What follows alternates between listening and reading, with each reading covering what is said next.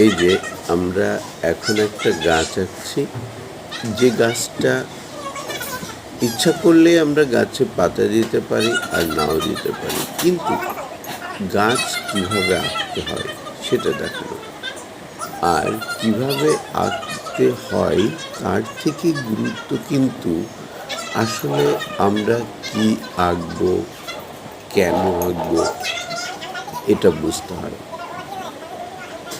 কলমের দাগ বা পেন্সিলের দাগ সবসময় এমনভাবে হাতটা থাকবে, হাত যেদিকে যেতে কমফোর্টেবল সেদিকে সেইভাবে দাগ হবে। আমরা দাগ টানবো এ কথা বলে থাকি, কিন্তু কলমটা যদি আমি নিচ থেকে উপর দিকে হাত এরকম করে রাখি, যে এইটা আমার আর্টের নাম হচ্ছে ভিজুয়াল আর্ট, যা দেখাবো আমরা তাই আমাদের দর্শক দেখবে।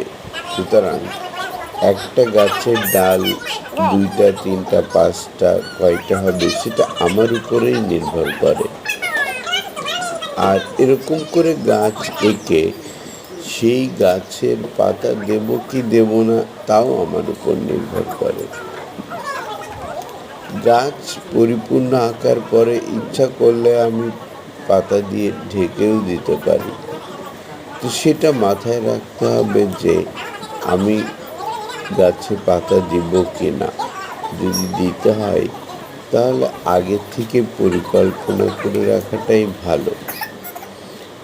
গাছের এই যে অবয়বগুলো আমরা কোথা থেকে পাব, যেহেতু আমরা ইমাজিনেশন করছি, সেহেতু প্রকৃতিতে আমরা বিভিন্ন সময় ঘুরে বেড়াই, যা দেখি সেগুলোকে আমাদের গেট অফ মাইন্ড অর্থাৎ মনের ভিতর রাখার চেষ্টা করব, আর সেই মনের ভিতর থেকে টান মেরেই আমাদের অভিজ্ঞতাগুলোকে কাজে লাগিয়ে আমরা এই কাজটি অতি সহজেই করতে পারি। আমি এখানে 2টা গাছ এঁকে দিলাম, দেখো অতি সহজেই সেই গাছ দুটো দিয়ে একটি দৃশ্য রূপান্তরিত হলো। তাহলে আমরা এভাবে গাছ দিয়ে শুরু করে একটি প্রাকৃতিক দৃশ্য অতি সহজেই আঁকতে পারি। আর আমি এখানে সুপ্রসনিক এই নতুন যে কোর্ট বিল্ডিংটা হয়েছে ওর সামনে